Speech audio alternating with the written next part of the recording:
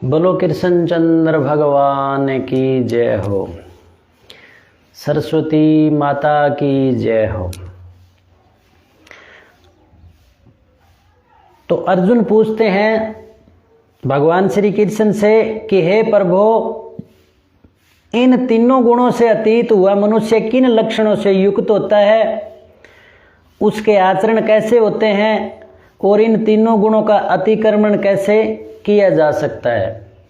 तो भगवान ने जब ये कहा कि ये तीनों गुण सात्विक, राजसिक और तामसिक, ये तीनों गुण प्रकृति के हैं और इनसे जो परे हो जाता है वो अमरता को अनुभव कर लेता है और परमात्मा को प्राप्त कर लेता है। तो इस पर भगवान श्री कृष्ण से अर्जुन ने ये प्रश्न पूछा।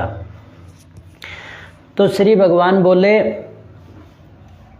कि हे पांडव, प्रकाश और प्रवृत्ति तथा मोह ये सभी अच्छी तरह से प्रवृत्त हो जाएं तो भी गुणातीत मनुष्य इनसे द्वेष नहीं करता, और ये सभी निवृत्त हो जाएं तो इसकी इच्छा नहीं करता।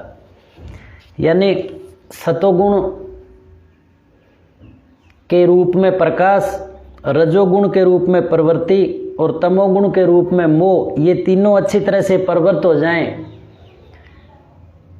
तो भी, यानी ये उदय हो जाएं और प्रेरणा करें कि ये काम करें, तो भी गुणातीत मनुष्य है जो विवेक से इनको हटा लेता है, इनसे द्वेष नहीं करता। और अगर ये निवृत्त हो जाएं तो इनको प्राप्ति की इच्छा नहीं करता।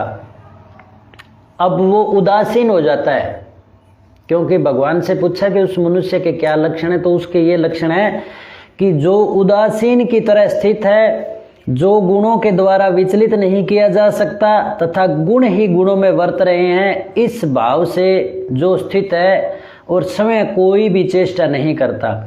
अब वो उदासीन की तरह रहता है और गुणों के द्वारा विचलित नहीं हो सकता, किया ही नहीं जा सकता, क्योंकि उसने जान लिया कि गुण ही गुण में वर्त रहे हैं। साधनों का स्वभाव, हीटर, फ्रिज और बल्ब का जो स्वभाव है वो ही वर्त रहा है, और स्वयं में लाइट अन्य शक्ति है करता है। ऐसे ही जो अब हम स्वयं हैं, जीव आत्मा है, वो उसमें कोई चेष्टा नहीं है, वो शांत हो जाती है। फिर वो ऐसे शांत रहता है और वो उस मनुष्य में सुख दुख में सम और अपने स्वरूप में स्थिर रहने की सामर्थ्यता आ जाती है। और भगवान कहते हैं कि जो धीर मनुष्य सुख दुख में सम और अपने स्वरूप में स्थित रहता है, जो मिट्टी के ढेले और पत्थर और सोने में सम रहता है, जो प्रिय अप्रिय में सम रहता है, जो निंदा और स्तुति में भी समान रहता है, जो मान अपमान में भी सम रहता है, जो मित्र और शत्रु के पक्ष में भी सम रहता है, जो संपूर्ण कर्मों के आरंभ का त्यागी है, वह गुणातीत कहा जाता है। अब फिर वो कंडीशन जो पैदा हो जाती है वो गुणातीत की है। अब ये गुणों से परे हो गया, यानी उसके लक्षण हैं कि वो उदासीन की तरह और सम रहेगा। कोई भी अच्छे बुरे गुणों का, कर्मों का उस पर कोई प्रभाव नहीं पड़ेगा, क्योंकि उसने जान लिया कि ये प्रकृति के तीन गुण हैं, वो गुण ही गुणों में वर्त रहे हैं। और उसकी जो धृति मन और बुद्धि है, वो पूर्व में जो भगवान श्री कृष्ण ने अर्जुन को बताई थी, वो परमात्मा में लग जाती है। आगे कह रहे हैं कि जो मनुष्य अव्यभिचारी भक्ति योग के द्वारा मेरा सेवन करते हैं, यानी परमात्मा में लगे रहते हैं, वह इन गुणों का अतिक्रमण करके ब्रह्म प्राप्ति का पात्र हो जाता है।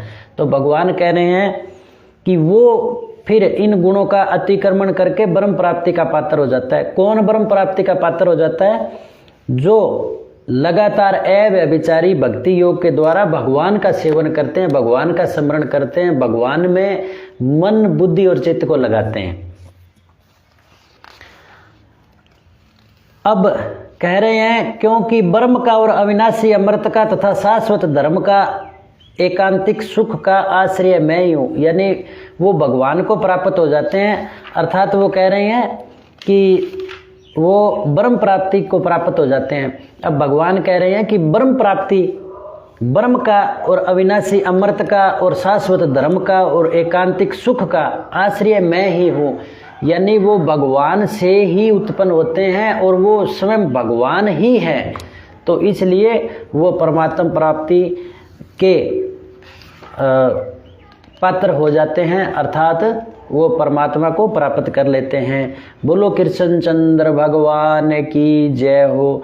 तो हमें भी इन बातों का सहारा लेना चाहिए और ये जो ज्ञान अर्जुन को दिया भगवान श्री कृष्ण ने, तो उसी के अनुरूप हमें भी वो आचरण करने चाहिए और ऐसा आचरण करते हुए हम मुक्ति को प्राप्त हो जाएंगे। बोलो कृष्ण चंद्र भगवान की जय।